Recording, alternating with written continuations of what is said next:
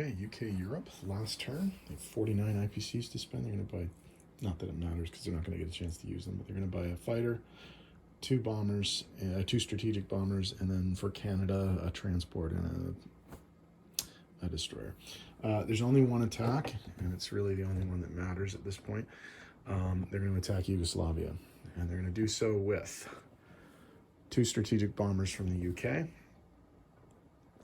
The fighters that are on the HMS Argus carrier. There's an offshore shot from the Prince of Wales battleship. This troop transport is going to go and grab this mech and bring it in there. A fighter and an attack bomber from Greece are going to join. And then down here in Africa, these two ships are going to load up an infantry and an artillery, and an infantry and a tank, the South African infantry. The rest of it is British.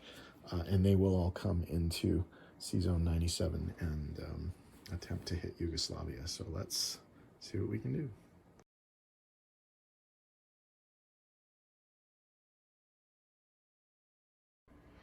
Okay, this is the amphibious landing in Yugoslavia.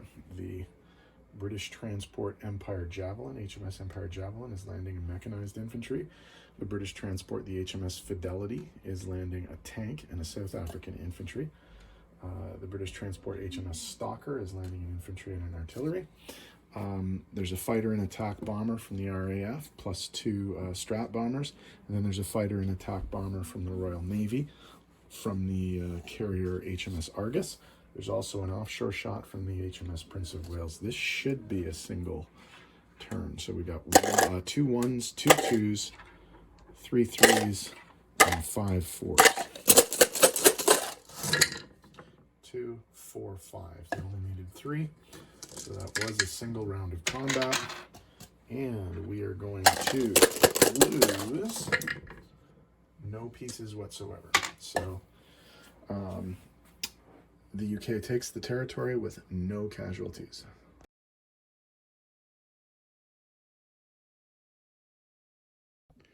Okay, the only non-combat movement the British have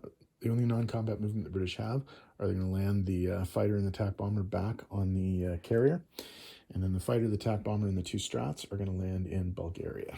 That's it. Sorry, there is one more move. The Canadian from Algeria is going to move into Bulgaria as well. That's it. Okay, placement of new units.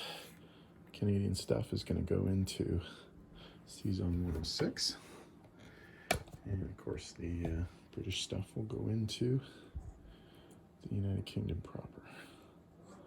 Okay, income adjustments. UK takes Yugoslavia. Now that is the only... well, let's fix this first, okay? So UK takes Yugoslavia. That's 32 to 34. These guys go down 9 to 7.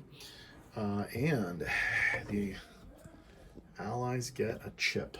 They get the Control of Pro-Allied Powers chip. So they've got Africa, Pro-Allied Powers. They came one short of the Pacific Islands. They're not going to be able to get China. They might be able to get Tokyo, and they might be able to get Rome. So, and of course they will have the attrition one because the game's over, but we're just going to see how much the Allies are going to win by at this point. So the Axis have lost the war, but I'm going to finish the turn just for the sake of completeness. So who's up next? Italy. We'll see what Italy does in terms of just shoring up its defense.